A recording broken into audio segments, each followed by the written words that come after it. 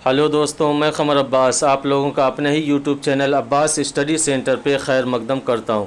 आज मैं लेकर आया हूं 40 क्वेश्चन का सेशन जो कि आप लोगों के लिए बिल्कुल नया होगा। लेकिन क्या है कि ये सारे के सारे क्वेश्चन एनसीईआरटी बेस्ड हैं और ये 10वीं जमात की किताब पर मुनहसर सवालात होंगे और इसी तरीके के क्वेश्चन आपको DSSB TGT उर्दू में भी देखने को मिलेंगे और BPSC TRE 4 में भी देखने को मिलेंगे। और ये टोटली क्या है, बेस्ड ऑन एनसीईआरटी है जो कि क्लास 10 पे है, क्लास 10 पे। और ये 14वीं क्लास है। इससे पहले के 1 से लेकर 13 तक की वीडियो आप लोगों की प्लेलिस्ट पे अपलोड कर दी गई है। जिन लोगों ने वो वीडियो नहीं देखी है वो क्या है कि 1 से लेकर 13 तक की वीडियो आप लोग प्लेलिस्ट सर्च करके उसमें जाके देख लेंगे। वो आप लोगों के लिए DSSB TGT उर्दू के लिए बहुत ही मुफीद साबित होने वाली है। तो चलिए सेशन को आगे बढ़ाते हैं और देखते हैं कि पहले क्वेश्चन में क्या कहा जा रहा है। पहले क्वेश्चन में कहा जा रहा है कि बेजान चीज़ें जो कि शाया हुआ कब 1943 में, और 7 खेल जो कि ये शाया हुआ क्या कब 1946 में, किसके ड्रामों के मजमूए हैं, किसके ड्रामों के मजमूए। अब देखिए यहाँ पे बताया जा रहा है कि बेजान चीज़ें और ये शाया हुआ है ड्रामा कब 1943 में, और 7 खेल यह ड्रामा शाया हुआ है कब 1946 में। यह दोनों ड्रामों के मजमूए किसके हैं? क्या वो ड्रामों के मजमूए इम्तियाज़ अली ताज के हैं, हबीब तनवीर के हैं, या या राजेंद्र सिंह बेदी के हैं, या अमानत लखनवी की हैं। तो क्या है कि बेजान चीज़ें और 7 खेल की अगर बात किया जाए तो ये दोनों ड्रामे किसके हैं? राजेंद्र सिंह बेदी के हैं। किसके हैं? राजेंद्र सिंह बेदी के। तो यहाँ पे ऑप्शन नंबर 3 यानी राजेंद्र सिंह बेदी सही हो जाएगा। ये भी क्वेश्चन आप जब एनसीईआरटी पढ़ेंगे तो राजेंद्र सिंह बेदी के ऊपर जो इक्तबास है जो कि 20-25 लाइन का है, तो उसमें आपको ये दोनों ड्रामे देखने को मिलेंगे कि जिसमें क्या है कि राजेंद्र सिंह बेदी के दो ड्रामे बेजान चीज़ें जो कि शाया हुआ 1943 में, और 7 खेल जो कि शाया हुआ 1946 में। ये दोनों ड्रामों के मजमूए किसके हैं? राजेंद्र सिंह बेदी के। ठीक,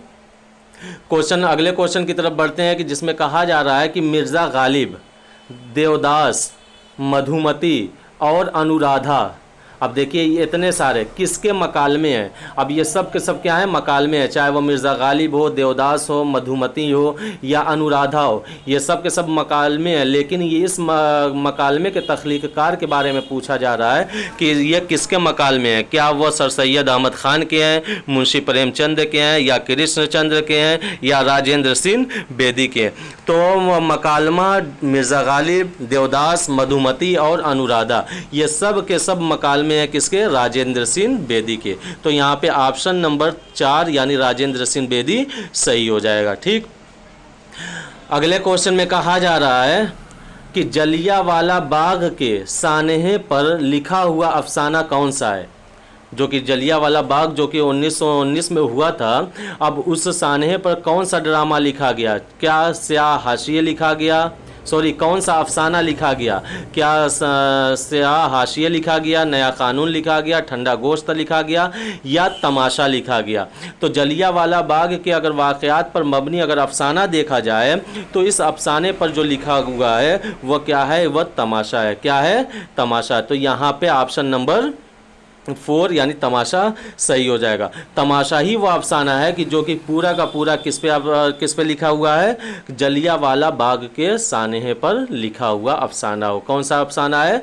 वो तमाशा है। और स्याह हाशिए, नया कानून, ठंडा गोश्त, ये सब के सब क्या है? सआदत हसन मंटू का अफसाना है। ठीक, अगले क्वेश्चन की तरफ आगे बढ़ते हैं कि जिसमें कहा जा रहा है कि बिला उन्वान नावल का तख्लीक़कार कौन है? बिला उन्वान नावल का तख्लीक़कार कौन है? क्या बिला उन्वान जो नावल लिखी गई है क्या वो मुंशी प्रेमचंद के ज़रिए लिखी गई है, या कृष्णचंद्र के ज़रिए लिखी गई है, या राजेंद्र सिंह बेदी के ज़रिए लिखी गई है, या सआदत हसन मंटू के ज़रिए लिखी गई है? तो बिला उन्वान नावल की अगर बात किया जाए तो ये सआदत हसन मंटू का इकलौता नावल है। इसके अलावा सआदत हसन मंटू ने कोई नावल ही नहीं लिखी है।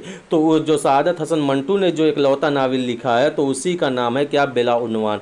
तो यहाँ पे ऑप्शन नंबर 4 यानी बिला उन्वान सही हो जाएगा। ठीक, क्वेश्चन नंबर 45 में कहा जा रहा है कि चोगद शिकारी औरतें, फंदे सरकंडों के पीछे, यजीद सड़क के किनारे, धुआं लज्जते संग, खाली बोतलें खाली डिब्बे, नमरूद की खुदाई, अफसानवी मजमुओं के तख्लीक़कार कौन है। अब यहाँ पे इतने सारे अफसाने दिए गए हैं, इतने सारे अफसाने दिए गए हैं, चाहे वो चोगद अफसानवी मजमुए दिए गए हैं, चाहे वो चोगद हो ये भी अफसानवी मजमुआ है, शिकारी औरतें, फंदे सरकंडों के पीछे, यजीद सड़क के किनारे, धुआं लज्जते संग, खाली बोतलें खाली डिब्बे, नमरूद की खुदाई, ये सब के सब क्या है, अफसानवी मजमुए हैं। लेकिन पूछा जा रहा है कि इसके तख्लीक़कार कौन है, क्या वह सआदत हसन मंटू हैं, अजीम चुगताई हैं, या कृष्णचंद्र हैं, या मुंशी प्रेमचंद है। तो 45वें सवाल का जो सही जवाब होगा वह सआदत हसन मंटू होगा। कौन होगा? सआदत हसन मंटू। तो यहाँ पे ऑप्शन नंबर ए सही हो जाएगा।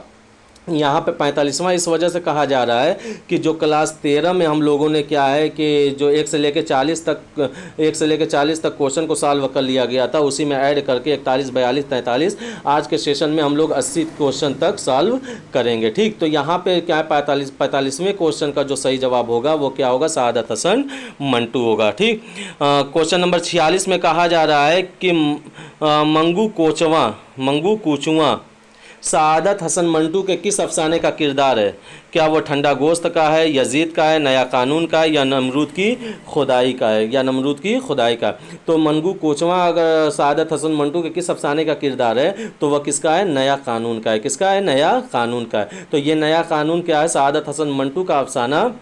उसके चंद इक़्तिबासात क्या है कि 10वीं किताब में आप लोगों को शामिल निसाब के तौर पे उसमें देखने को मिलेगा। तो यहाँ पे सही जो जवाब होगा वो क्या होगा? नया कानून। मंगू कोचवा किसका किरदार है? सआदत हसन मंटू के अफसाने नया कानून का किरदार है। ठीक, क्वेश्चन नंबर 47 में कहा जा रहा है कि हयातुल्लाह अंसारी ने गैर उर्दूदां हजरात को उर्दू सिखाने के लिए कौन सा कायदा लिखा? कितना बेहतरीन सवाल है कि क्या है, पूछा जा रहा है कि हयातुल्लाह अंसारी ने उन लोगों के लिए जो उर्दू नहीं जानते थे, गैर उर्दूदा के लिए उर्दू सिखाने के लिए कौन सा कायदा लिखा? क्या वह 30 दिन में उर्दू था? ये कायदे के सब नाम है। क्या वह 30 दिन में उर्दू था, 10 दिन में उर्दू था, 20 दिन में उर्दू था, या 15 दिन में उर्दू था? जो 47वें क्वेश्चन का जो सही जवाब होगा वह क्या होगा? 10 दिन में उर्दू। ये क्या है? कायदा का नाम है जो कि लिखा हुआ है किसके ज़रिए? हयातुल्लाह अंसारी के ज़रिए। इसी कायदे के ज़रिए हयातुल्लाह अंसारी गैर उर्दूदा हजरात को उर्दू सिखाने के लिए इसका इस्तेमाल किया करते थे कि 10 दिन में उर्दू सीखें, 10 दिन में उर्दू सीखें। ठीक, तो यहाँ पे ऑप्शन नंबर बी यानी 10 दिन में उर्दू सही हो जाएगा। क्वेश्चन नंबर 48 में कहा जा रहा है कि जदीदियत की सैर तनकीदी किताब के तख्लीक़कार कौन है? जदीदियत की सैर। अब देखिए जदीदियत की सैर क्या है? एक तनकीदी किताब है, लेकिन इस तनकीदी किताब के मुसन्निफ़ कौन है या तख्लीक़कार कौन है? क्या वह शमसुर रहमान फ़ारूक़ी हैं, शकीलुर रहमान है, वज़ीर आगा है, या हयातुल्लाह अंसारी हैं? तो सही जवाब इसका होगा हयातुल्लाह अंसारी। हयातुल्लाह अंसारी ने जो तनकीद के ऊपर जो अपनी किताब लिखी है उस किताब का नाम क्या है? जदीदियत की सैर। जदीदियत की सैर ये किसकी किताब है? वह हयातुल्लाह अंसारी की। तो यहाँ पे ऑप्शन नंबर 4 सही हो जाएगा। अगले क्वेश्चन में है कि क्या है कि हयातुल्लाह अंसारी का नाविल लहू के फूल कितने जिल्दों पर मुश्तमिल है? अब हयातुल्लाह अंसारी का जो नाविल है लहू के फूल, ये क्या है? एक ज़ख़ीम नाविल है कि जो कई जिल्दों पर मुश्तमिल है। वही पूछा जा रहा है कि वह कितने जिल्दों पर मुश्तमिल है। क्या वह 6 जिल्दों पर मुश्तमिल है, 7 जिल्दों पर मुश्तमिल है, या 5 जिल्दों पर मुश्तमिल है, या 4 जिल्दों पर मुश्तमिल है? तो हयातुल्लाह अंसारी का नाविल लहू के फूल जो मुश्तमिल है वह 5 जिल्दों पर मुश्तमिल है। कितने जिल्दों पर? 5 जिल्दों पर मुश्तमिल है। तो यहाँ पे ऑप्शन नंबर 3 यानी सी सही हो जाएगा। क्वेश्चन नंबर 50 में पूछा जा रहा है कि भरे बाजार में शिकस्ता कनगोरे ठिकाना अफसानवी मजमुए के तख्लीक़कार कौन है? अब देखिए भरे बाजार में ये भी अफसानवी मजमुआ है, शिकस्ता कनगोरे ये भी अफसानवी मजमुआ है, ठिकाना ये भी अफसानवी मजमुआ है। लेकिन इन अफसानवी मजमुओं के तख्लीक़कार कौन हैं? क्या वह कृष्णचंद्र हैं, हयातुल्लाह अंसारी हैं, या इस्मत चुगताई हैं, सज्जाद हैदर यलदुरु में। तो भरे बाजार में और शिकस्ता कनगोरे या ठिकाना की अगर बात किया जाए तो ये अफसानवी मजमुआ है किसका, हयातुल्ला अंसारी का। किसका है, हयातुल्ला अंसारी का। तो यहाँ पे ऑप्शन नंबर बी यानी हयातुल्ला अंसारी सही हो जाएगा। ठीक, क्वेश्चन नंबर 51 की तरफ आगे बढ़ते हैं कि जिसमें पूछा जा रहा है कि जदीद नज़्म की बुनियाद डालने में हाली और आज़ाद के साथ मिलकर किस अंग्रेज़ ने ताउन किया। अब देखिए जदीद नज़्म की बुनियाद डालने में ख्वाजा अल्ताफ़ हुसैन हाली, यहाँ पे खाली हो गया है, वह क्या है, हाली होगा। ठीक, हाली और मोहम्मद हुसैन आज़ाद का बहुत ही अहम किरदार रहा है जदीद नज़्म की बुनियाद डालने में। लेकिन इन दोनों के अलावा किस अंग्रेज़ ने उनके साथ मिलकर ताउन किया था, वह क्या डॉक्टर डब्ल्यू.जी. लायंटर थे, या लॉर्ड विजली थे, या प्रोफेसर जॉन गिलक्रिस्ट थे, या मैक्स वर्दीमर थे। तो अगर बात किया जाए जदीद नज़्म की बुनियाद डालने में उस अंग्रेज़ की, तो वह कौन थे, डॉक्टर डब्ल्यू.जी. लायंटर्स। तो यहाँ पे ऑप्शन नंबर ए सही हो जाएगा, यानी डॉक्टर डब्ल्यू.जी. लायंटर्न। तो यहाँ पे ऑप्शन नंबर ए सही हो जाएगा। ठीक, क्वेश्चन नंबर 52 में पूछा जा रहा है कि हाली की तख्लीक करदा सवाने से मुताल्लिक दर्ज झेल में कौन बयान दुरुस्त नहीं है। अब यहाँ पे पूछा जा रहा है। ठीक, तो इसमें कि ये कहा जा रहा है कि कौन बयान दुरुस्त नहीं है। तो हयातुल्ला किसके, ख्वाजा अल्ताफ़ हुसैन हाली ने जो मुख्तलिफ़ सवाने उम्री लिखी है, चाहे वह हयात सादी हो, यादगार गालिब हो, हयात जावेद हो, ये पूछा जा रहा है कि इसमें कौन सा दुरुस्त नहीं है, कौन सही नहीं है। क्या हयात जावेद जो कि शाया हुई 1986 में, यादगार गालिब जो कि शाया हुई 1897 में, हयात सादी 1886 में शाया हुई, या यादगार गालिब 1897 में शाया हुई, या हयात जावेद जो कि शाया हुई 1901 में, या मुनजात बेवा जो कि शाया हुई कि लिखी गई किसमें, 1910 में। तो इसमें कौन सा बयान दुरुस्त नहीं है। तो इसका सही जवाब होगा क्या, मुनजात बेवा। क्यों, क्योंकि यह अल्ताफ़ हुसैन हाली की जो क्या है कि यह सवाने उम्री नहीं है, बल्कि क्या है, एक नज़्म का नाम है। तो चाहे वह हयात सादी हो जो कि शेख सादी के बारे में लिखा गया, यादगार गालिब किसके बारे में है, या गालिब के बारे में, हयात जावेद सर सैयद के बारे में लिखी गई है। और इसकी सन अशात भी है क्या, 1886 में शाया हुई, और 1897 में क्या, यादगार गालिब शाया हुई, और हयात जावेद क्या है, कब लिखी गई, 1901 में लिखी गई। तो ये तीन के तीनों ऊपर के जो बयानात हैं वह सब के सब दुरुस्त हैं। यहाँ पे जो सवाने से मुताल्लिक ये मुनाजात बेवा ये दुरुस्त नहीं है। तो सही जवाब हो जाएगा ऑप्शन नंबर 4। क्वेश्चन नंबर 53 में कहा जा रहा है कि हाली के ज़रिए तहरीर करदा सर सैयद का बचपन उनकी कौन सी किताब से माखूज़ है। अब देखिए ये क्या है, एक मजमून है किसका, सर सैयद का बचपन। लेकिन अब ये जो कि शामिल निसाब भी है, हाली के ज़रिए तहरीर करदा मजमून सर सैयद का बचपन उनकी कौन सी किताब से माखूज़ है। अब क्या है कि अब देखा जाए कि जो सवाने उम्री लिखी है हाली ने सर सैयद के बारे में, उस किताब का नाम क्या है, वह हयात जावेद है। तो क्या है कि ये जो मजमून है सर सैयद का बचपन जो कि शामिल निसाब है 10वीं जमात में NCERT की, तो क्या है कि ये जो माखूज़ है वह क्या है, हयात जावेद से माखूज़ है। तो यहाँ पे ऑप्शन नंबर सी यानी हयात जावेद सही हो जाएगा। अगले क्वेश्चन में पूछा जा रहा है कि मोहम्मद मुजीब की पैदाइश कब और कहाँ हुई। मोहम्मद मुजीब की पैदाइश कब और कहाँ हुई। क्या 1902 लखनऊ में हुई, क्या 1904 आगरा में हुई, या 1985 दिल्ली में हुई, या 1990 जौनपुर में। तो मोहम्मद मुजीब की पैदाइश और मकाम की बात किया जाए, मकाम पैदाइश की बात किया जाए तो उनकी पैदाइश क्या है 1902 में हुई, और कहाँ पे हुई थी, लखनऊ में हुई थी। तो यहाँ पे ऑप्शन नंबर ए यानी 1902 लखनऊ सही हो जाएगा। मोहम्मद मुजीब 1902 में कहाँ पे पैदा हुए, लखनऊ में पैदा हुए। और अगर इनके इंतकाल की बात किया जाए तो इनका इंतकाल क्या है कि 1985 में दिल्ली में हुआ था। कहाँ पे हुआ था, 1985 में दिल्ली में हुआ था। जो मोहम्मद मुजीब का जो इंतकाल जो ये वफ़ात हुई थी वो 1985 दिल्ली में हुई थी। ठीक, क्वेश्चन नंबर 55 में कब पूछा जा रहा है कि मोहम्मद मुजीब का कौन सा ड्रामा सन 1857 के अलमनाक तारीख़ी वाक़यात पर मबनी है।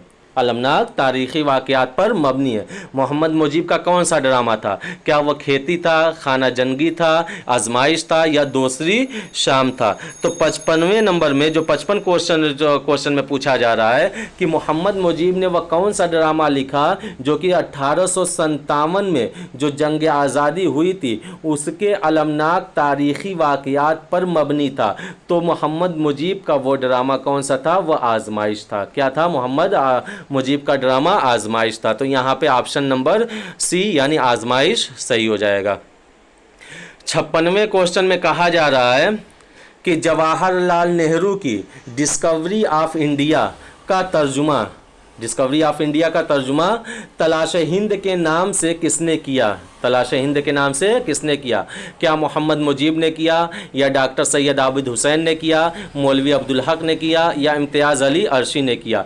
तो जवाहरलाल नेहरू के ज़रिए जो लिखी गई किताब है डिस्कवरी ऑफ इंडिया का तर्जुमा जो तलाश हिंद के नाम से किया गया है, उस तर्जुमे को करने वाले कौन थे? वो थे डॉक्टर सैयद आबिद हुसैन। कौन थे? डॉक्टर सैयद आबिद हुसैन। तो यहाँ पे ऑप्शन नंबर बी यानी डॉक्टर सैयद आबिद हुसैन सही हो जाएगा, जिन्होंने क्या है जवाहरलाल नेहरू की किताब डिस्कवरी ऑफ इंडिया का तर्जुमा तलाश हिंद के नाम से किया था। ठीक। क्वेश्चन नंबर 57 में कहा जा रहा है कि आबिद हुसैन ने महात्मा गांधी की खुदनविश्त का तर्जुमा किस नाम से किया? किस नाम से किया? आबिद हुसैन ने महात्मा गांधी की खुदनविश्त का तर्जुमा किस नाम से किया? क्या तलाश हक, तलाश हिंद, तलाश इबरत या तलाश इस्लाम? तो आबिद हुसैन ने जो महात्मा गांधी की खुदनविश्त का जो तर्जुमा किया है वह क्या है? तलाश हक के नाम से किया है। तलाश हक के नाम से आबिद हुसैन ने महात्मा गांधी जी की खुदनविश्त का तर्जुमा किया है। वो क्या है? तलाश हक। तो यहाँ पे ऑप्शन नंबर ए सही हो जाएगा। क्वेश्चन नंबर 58 में कहा जा रहा है कि औरतों के हुकूक मजमून के मजमून निगार कौन है? क्या अल्ताफ़ हुसैन हाली हैं, शिबली नोमानी हैं, सर सैयद अहमद ख़ान है या मिर्ज़ा गालिब है? तो औरतों के हुकूक जो मजमून है, इस मजमून के जो मजमून निगार हैं वो हैं क्या है? सर सैयद अहमद ख़ान। सर सैयद अहमद ख़ान ने जो मजमून जो कि शामिल निसाब मजमून भी है वो क्या है? औरतों के हुकूक। तो यहाँ पे ऑप्शन नंबर सी सही हो जाएगा। क्वेश्चन नंबर 59 में कहा जा रहा है कि तनकीदी इशारे, नए और पुराने चिराग, तनकीद क्या है?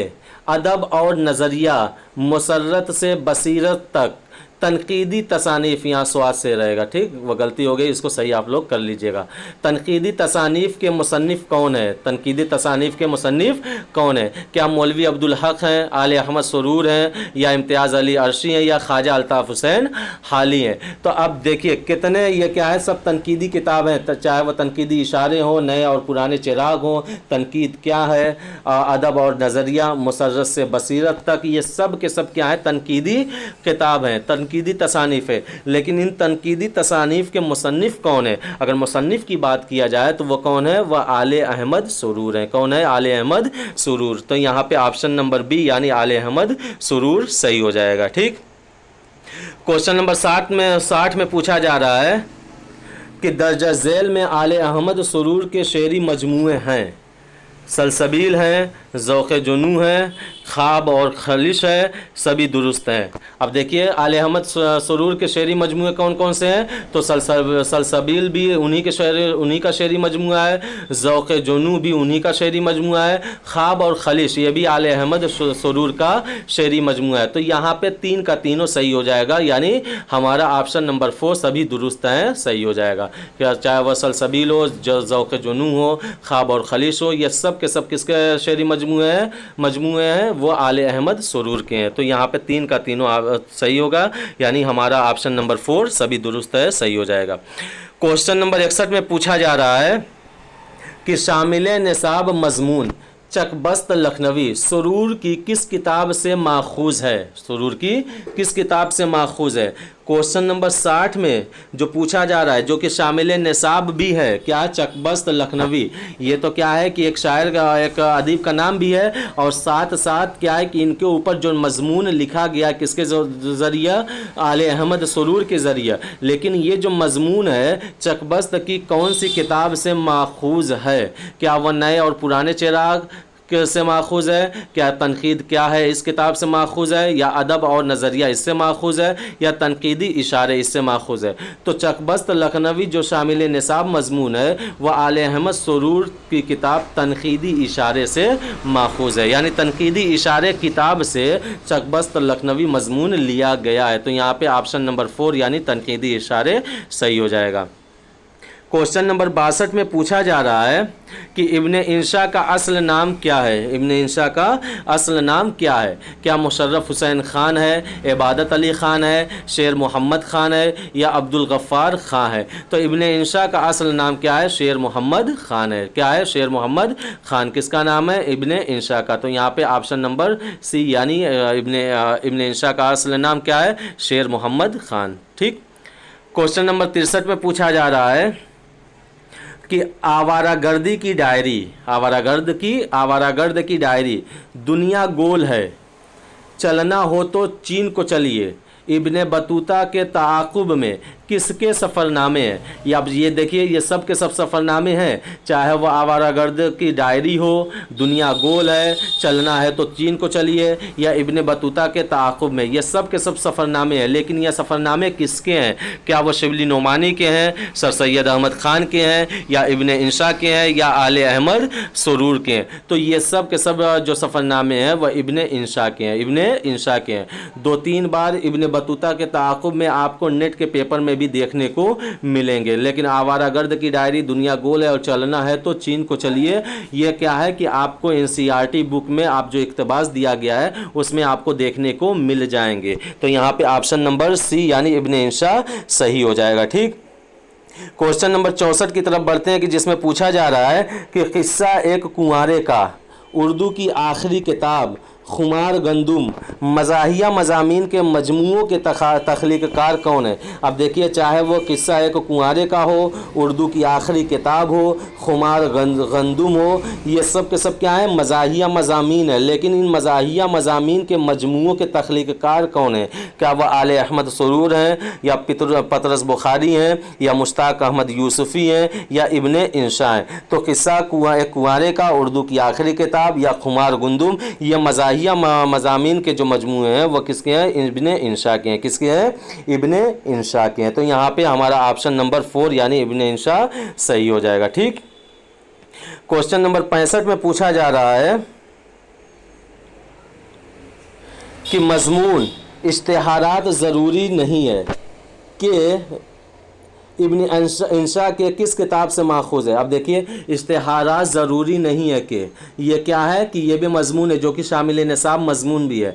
इब्ने इंशा के किस किताब से माखूज़ है? क्या उर्दू की आखिरी किताब से माखूज़ है, किस्सा एक कुंवारे का, खुमार गंदुम, या दुनिया गोल है? अब ये सब के सब क्या है? इब्ने इंशा की तख्लीक है। लेकिन किस किताब से इश्तिहारात ज़रूरी नहीं है कि ये मजमून लिया गया है? तो वो जो लिया गया है वो क्या है? खुमार गंदुम से लिया गया है। यानी खुमार गंदुम से मजमून इश्तिहारात ज़रूरी नहीं है कि लिया गया है, जो कि आपको एनसीईआरटी 10वीं जमात में नवाए उर्दू में आपको ये मजमून देखने को मिल जाएगा। और ये मजमून किससे माखूज़ है? वह खुमार गंदुम से माखूज़ है। ठीक।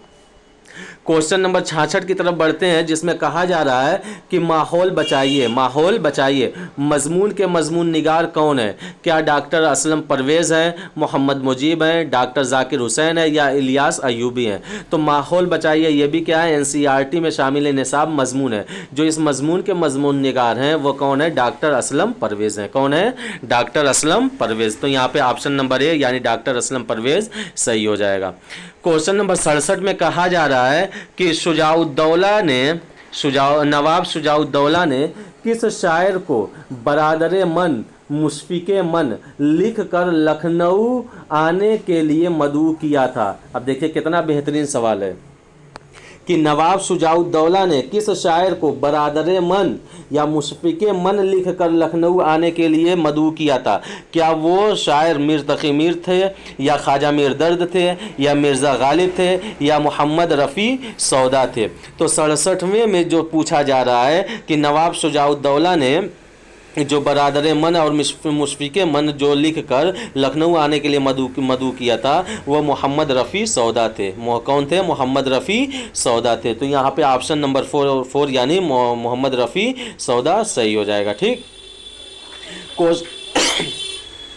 क्वेश्चन नंबर 68 में कहा जा रहा है कि मोहम्मद रफ़ी सौदा के वालिद किस जगह से हिजरत करके दिल्ली में आकर क़याम किया था?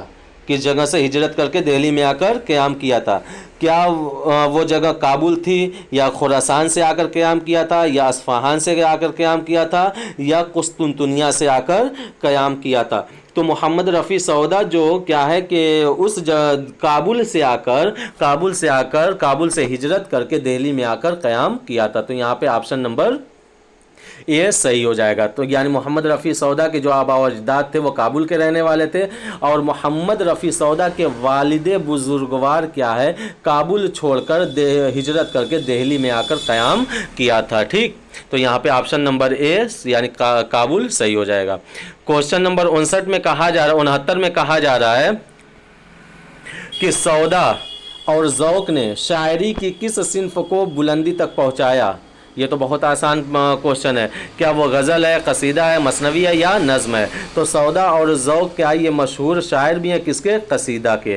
किसके हैं? कसीदा के। कसीदा गो शायर कौन कौन सबसे बड़े शायर जो माने जाते हैं वह सौदा और ज़ौक़ ही माने जाते हैं। ज़ौक़ और सौदा के ही वजह से कसीदा गोई है या कसीदा जो शायरी है, कसीदा जो सिन्फ़ है वो क्या है? बुलंदी तक पहुँची है। तो यहाँ पे ऑप्शन नंबर बी यानी कसीदा सही हो जाएगा।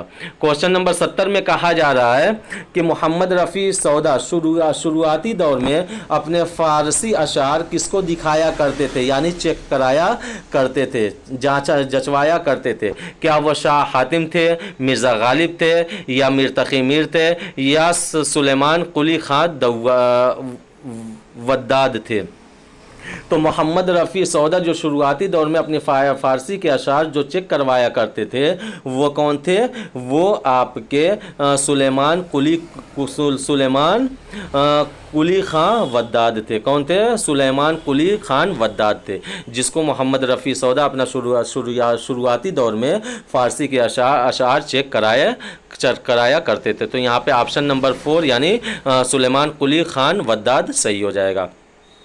क्वेश्चन नंबर 71 में कहा जा रहा है कि फ़ानी बदायूनी किस महाराजा की दावत पर 1932 में हैदराबाद पहुँचे थे? अब देखिए कितना बेहतरीन सवाल है कि फ़ानी बदायूनी किस महाराजा की दावत पर सन 1932 में हैदराबाद पहुँचे थे?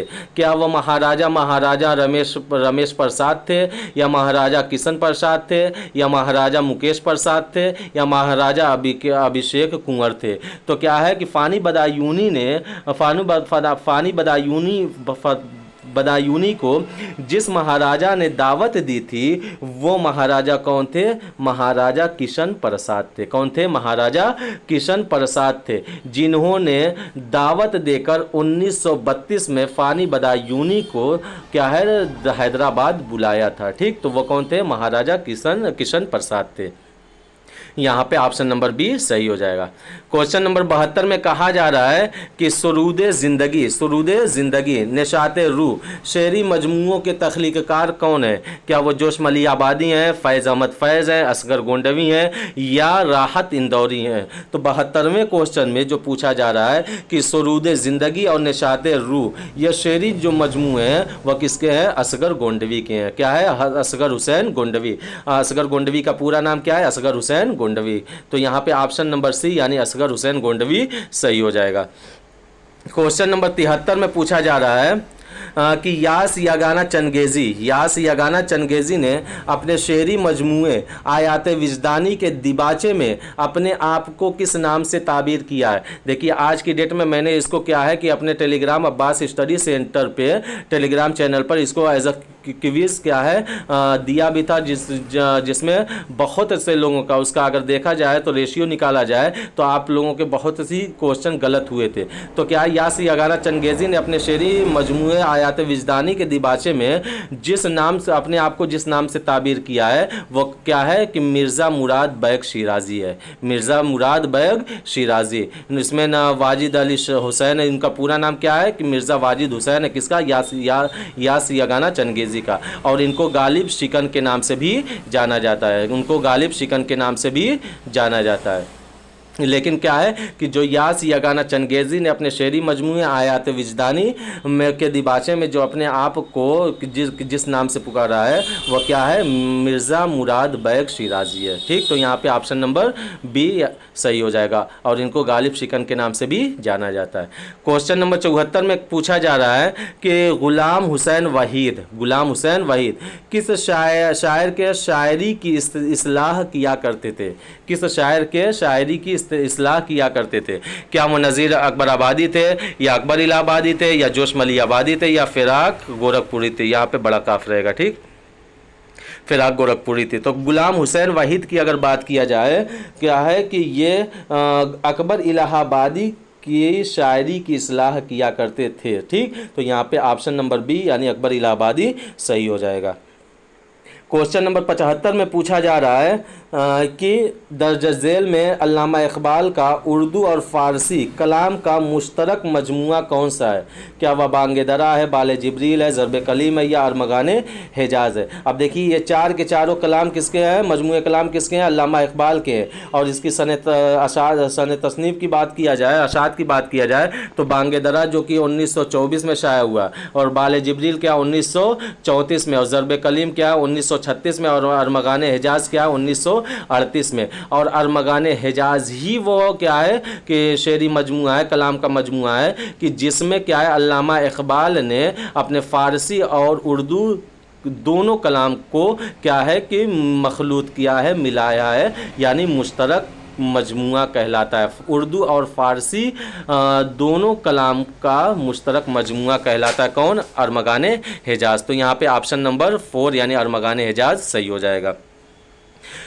क्वेश्चन नंबर 76 में पूछा जा रहा है कि हकीकत हुस्न जो कि क्या आपके शामिल निसाब नज़्म भी है, नज़्म के खालिक कौन है? क्या वह ख्वाजा अल्ताफ़ हुसैन हाली हैं, अल्लामा इकबाल है, या मोहम्मद हुसैन आज़ाद है, या जोश मलिया बादी हैं? तो हकीकत हुस्न जो कि आप BPSC TRE 3 में उठाएंगे तो इससे आपके क्वेश्चन पैराग्राफ के ज़रिए पूछे गए थे कि हकीकत हुस्न नज़्म के खालिक कौन है, तो उसके नज़्म के खालिक कौन है? अल्लामा इकबाल है। कौन है? अल्लामा इकबाल। तो यहाँ पे ऑप्शन नंबर बी यानी अल्लामा इकबाल सही हो जाएगा। क्वेश्चन नंबर 77 की तरफ बढ़ते हैं कि जिसमें कहा जा रहा है कि हर्फ आखिर नज़्म के तख्लीक़कार कौन है? हर्फ आखिर नज़्म के तख्लीक़कार कौन है? क्या जोश मली आबादी हैं, यास यगाना चंगेज़ी हैं, अल्लामा इकबाल हैं, या अल्ताफ़ हुसैन हाली हैं? तो 77वें क्वेश्चन में जो पूछा जा रहा है कि क्या है कि हर्फ आखिर किसकी नज़्म है, तो वो नज़्म है किसकी? जोश मलिया आबादी की। और हर्फ आखिर जो नज़्म है ये क्या एक तवील नज़्म है जो कि क्या है जोश मलिया आबादी की आखिर नज़्म भी कहा जाता है, और ये एक नामुकम्मल नज़्म के तौर पर जाना जाता है। ठीक, लेकिन ये नज़्म हर्फ आखिर किसकी है? जोश मलिया बादी की है। तो यहाँ पे ऑप्शन नंबर ए सही हो जाएगा। क्वेश्चन नंबर 78 में कहा जा रहा है कि फूलों की गीत, शेरिस्तान, सुबह बहार, नगमे हरम, तयूरे आवारा, अख्तरिस्तान, लाले तूर, शहे रो, शबिस्तान शेरी मजमूए किसके हैं? तो ये सारे के सारे क्या है? शेरी मजमूए, चाहे वह फूल के गीत हो, शेरिस्तान हो, सुबह बहार हो, ये सब के सब जो है वह सब के सब क्या है? शेरी मजमूए। लेकिन पूछा जा रहा है कि ये शेरी मजमूए किसके हैं? क्या वह फिराक गोरखपुरी के हैं, नज़ीर अकबर आबादी के हैं, या दाऊद खान अख्तर शिरानी के हैं, या फैज़ अहमद फैज़ के हैं? तो इसका सही जवाब होगा वह क्या है? दाऊद अख्तर शिरानी। दाऊद अख्तर शिरानी। चाहे वह फूल के गीत हो, चाहे वह शेरिस्तान हो, सुबह बहार हो, नगमे हरम हो, तो यूर आवारा हो, वगैरह वगैरह, ये सब के सब क्या है? शेरी मजमूए किसके हैं? वह दाऊद खान अख्तर शिरानी के, अख्तर शिरानी के। और अख्तर शिरानी का पूरा नाम क्या है? दाऊद खान अख्तर शिरानी। तो यहाँ पे ऑप्शन नंबर सी सही हो जाएगा। क्वेश्चन नंबर 79 में कहा जा रहा है कि कैफी आज़मी को उनके कौन से शेरी मजमूए पर सोवियत लैंड नेहरू अवार्ड और शाइस्ता एकेडमी अवार्ड से नवाजा गया। अब देखिए पूछा जा रहा है कि सोवियत लैंड नेहरू अवार्ड और शाइस्ता एकेडमी अवार्ड जो कि कैफी आज़मी को मिला है, उनकी कौन से शेरी मजमूए पे मिला है? क्या वह झनकार पर मिला है, आखिरी शब पर मिला, आखिरी शब पर मिला है, आखिरी शब पर मिला है, या आवारा सजदे पर मिला है, या इबलीस की मजलिस शोरा? देखिए ये सब के सब शेरी मजमूए किसके हैं? कैफी आज़मी की है। और लेकिन इनमें से कौन सा वो शेरी मजमूआ है जिस पर क्या उनको क्या है सोवियत लैंड नेहरू अवार्ड और शाइस्ता एकेडमी अवार्ड से नवाजा गया? तो वो जो मजमूआ है वह आवारा सजदे हैं। कौन है? आवारा सजदे हैं। और जो ये लिखा गया वो किस सन में लिखा गया? 1973 में लिखा शाया हुआ है। ठीक। और चाहे वो झनकार हो, आखिरी शब हो, और ये क्या है उनकी सनयासात है। तो और इबलीस की मजलिस शोरा, देखिए ये की मजलिस शोरा जो है कि वह अल्लामा इकबाल की भी एक नज़्म है जो कि क्या अरमगान हिजाज में शामिल है। लेकिन वह शोरा कैसे है? वह शोरा इस तरीके से लिखा गया है, इबलीस की मजलिस शोरा। लेकिन शोरा जो इस तरीके से लिखा जाता है वह क्या है? कैफी आज़मी का शेरी मजमुआ है जो कि क्या है शाया हुआ है कब? 1967 में, 1977 में, जो शाया हुआ 1977 में। तो यहाँ पे ऑप्शन नंबर क्या है?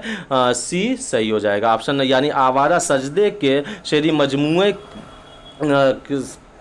से उनको क्या है कि सोवियत लैंड नेहरू अवार्ड और शाइस्ता एकेडमी अवार्ड से नवाजा गया। ठीक। क्वेश्चन नंबर 80 में कहा जा रहा है कि अदले जहांगीर किसकी नज़्म है? अदले जहांगीर किसकी नज़्म है? क्या वो सुरूर जहान आबादी की है, अल्ताफ़ हुसैन हाली की है, शिबली नोमानी की है, या मोहम्मद हुसैन आज़ाद की है? तो अदले जहांगीर ये क्या एक नज़्म है, लेकिन इस नज़्म के जो तख्लीक़कार हैं वो कौन है? शिबली नोमानी है। कौन है? शिबली नोमानी। तो यहाँ पे ऑप्शन नंबर सी यानी शिबली नोमानी सही हो जाएगा। तो ठीक। तो क्या है कि आज की वीडियो, आज का सेशन यहीं पे ख़त्म हो रहा है। तो मुझे उम्मीद है कि आज का सेशन आप लोगों को बहुत ही पसंद आया होगा। तो वीडियो को लाइक करें, सब्सक्राइब करें, और अपने अपने दोस्तों को भी राय दें कि क्या अब्बास स्टडी सेंटर को सब्सक्राइब करें। और आगे आने वाले आगामी सीटेट की परीक्षा के लिए आप लोगों को उर्दू की क्या है कि पूरी तैयारी करवाई जाएगी इंशाअल्लाह। तो वीडियो को लाइक करें, सब्सक्राइब करें, और मिलते हैं अगली वीडियो में, एक नई वीडियो जो कि क्लास 15 के रूप में होगी, जिसमें भी एक नए क्वेश्चन के साथ आप लोगों के सामने हाजिर होंगे। जब मिलते हैं अगली वीडियो में, जब तक कि आप लोग अपनी DSSB TGT की तैयारी मुकम्मल तौर पे करते रहिए, इंशाअल्लाह कामयाबी ज़रूर मिलेगी। खुदा हाफिज़।